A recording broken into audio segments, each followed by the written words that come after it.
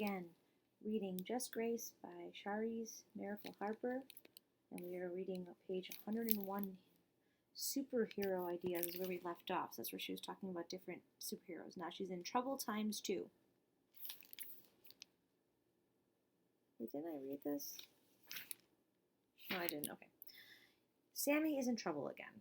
He got called into the principal's office right in the middle of reading class, which is a very unusual thing to happen. Jordan was in the nurse's office right next door. She tripped while she was running and hurt her ankle, so she got to miss reading class. It is much more fun to read in the nurse's office because the nurse has lots of magazines to look at. For some reason, Miss Lois says magazines are not the same as books and they don't count for reading, so we don't get to have them in our classroom.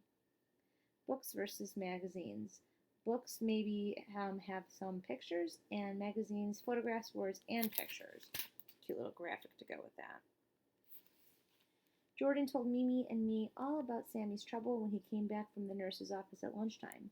Jordan said the principal was in the office with Mrs. Luther, and she got to hear everything they said to Sammy, but she could not understand what Sammy said back because he was crying, and it was too hard to understand him. What they are thinking is so crazy that I cannot believe they would think such a thing could be true. They think that Sammy catnapped Crinkles to be mean to Mrs. Luther because she got mad at him for stealing the lion poop. Mrs. Luther said that Crinkles has been missing for 2 days, and it is not like him to not come home and eat, even if he is scared of her orange cast. When they said revenge is a serious crime, Sammy started crying so hard they had to make him breathe into a paper bag so he wouldn't choke and die. After that, they called his mom to come to the school and get him. There's the picture of Sammy Stringer. Breathe in and out in the paper bag. It helps calm you down. You can also do that in your pillow. Like, if you can't breathe, you can take your pillow and go. It actually feels really good. It's a great way to calm down, especially if you're having trouble sleeping. I knew that Sammy Stringer was no good, said Mimi. He's disgusting and mean, said Jordan. That's true, I said, but he doesn't like cats. I remembered in my imagination him flapping around Mrs. Luther's yard with the big red oven mitts over his hands. Exactly, said Jordan. He's a catnapper. Poor Crinkles, said Mimi, and she looked like she was going to cry. No, he doesn't like cats because he's scared of them. He's a scaredy cat. But scared of cats, he wouldn't hurt Crinkles. He's probably even too chicken to touch him.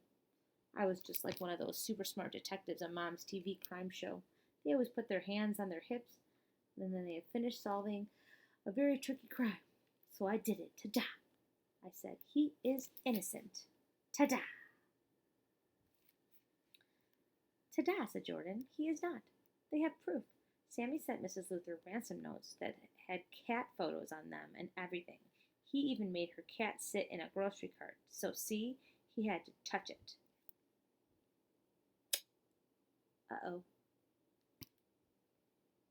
Ransom notes on postcards with pictures of Crinkles in a shopping cart. Do you guys know what a ransom note is? A ransom note is like a note that a kidnapper writes to say, give me your money or I'm going to hurt your cat. It's kind of trouble for me. It is no fun getting in trouble, and it is very much no fun knowing that you are going to be in trouble, even if the trouble part hasn't happened yet. Mimi and I didn't know what we were going to do. I knew that Mimi didn't catnap Crinkles, and she knew that I didn't catnap Crinkles, but we knew that it was us that had sent the ransom notes. Only they weren't ransom notes, but feel-good postcards, and right now they were not making me or her feel good. I wasn't feeling so bad for Sammy Stringer anymore. I was feeling more bad for me. He was going to be fine. He probably hadn't done any more wrong things all day. I wished some kind of empathy superhero could come along to save me. I wanted it really bad. And even if you close your eyes and wish real hard for a superhero help, nothing is going to happen. So I kept my eyes open.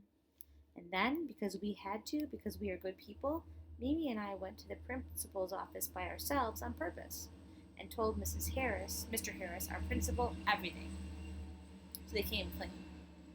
After we finished our explaining of the big idea, Mr. Harris was not as mad as we thought he was going to be. I was feeling good that I did not cry and that Mimi did not cry either. Crying is something that sometimes happens even if you don't want it to. It is hard to keep control of it and make it not happen. Do you guys hear the freight train? See, there's like a train tracks up in my backyard. Here's a cute little picture.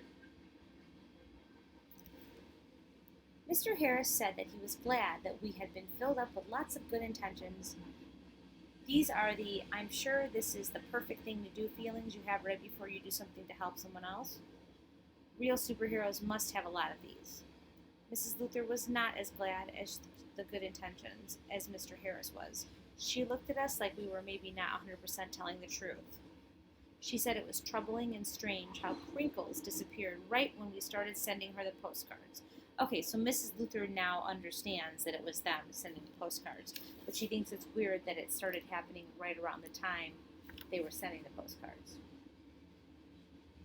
We nodded our heads to say, "Yes, you are right. That is very strange and very troubling," but that didn't make her any happier. The way Mrs. Luther was being made me think. The way she was being made me think that maybe she was not the kind of person who deserved the feel-good postcards in the first place. She was making me have bad feelings about my empathy superhero powers, which is not a good thing to feel. Then Mrs. Luther surprised us and said, "I'm relieved none of this had anything to do with Sammy Stringer. He really is quite an interesting boy, very curious. I must apologize to him." So this is Sammy before the apology and Sammy after the apology. Grown-ups hardly ever say they are sorry to kids, and I don't think I have ever heard of a teacher doing an apology to a student before. Mrs. Luther gave us one more look and then walked away to go say she was sorry to Sammy Stringer. He was going to be shocked and surprised. Mimi was right. The helper does not get in as much trouble as the number one planner.